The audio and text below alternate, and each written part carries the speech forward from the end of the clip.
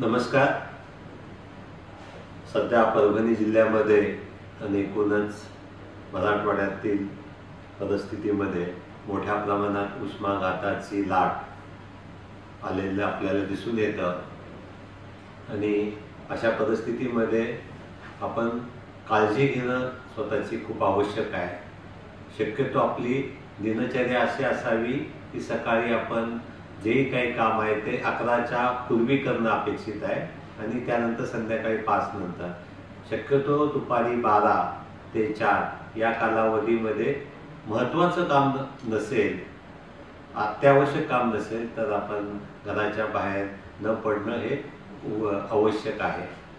यामध्ये आपण कायम शरीरामध्ये पाण्याचं संतुलन राहायला पाहिजे.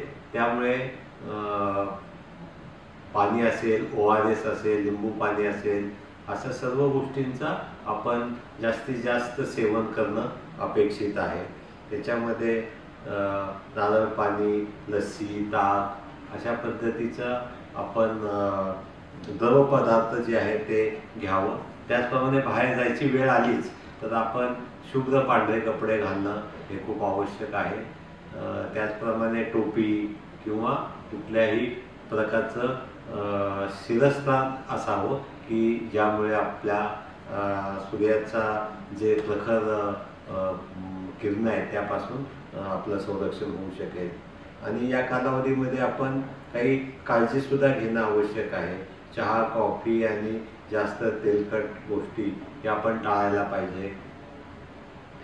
आणखी जिथे आपल्याला शक्य आहे त्या ठिकाणी आपण आपल्या घराचं जे रूफ आहे ते कूल रूफ कोटिंग हे छतावर पांढरा किंवा फिकट रंग जर आपण लावला तर त्यामध्ये नक्कीच घरातल्या एकूण जे उष्णता आहे त्या 3 ते 5 काही ठिकाणी अगदी 8% सेल्सिअस हे कमी होतं. त्यामुळे याचा सुद्धा वापर आपण कूल टाईल्स आणि कूल रूफ कोटिंगचा करणं आवश्यक आहे. घरातली जे गर्भवती महिला आहेत किंवा ज्येष्ठ नागरिक आहेत, लहान मुलं आहेत, आजारी लोक आहेत, यांच्याबाबत आपण दक्षता घ्यायला पाहिजे.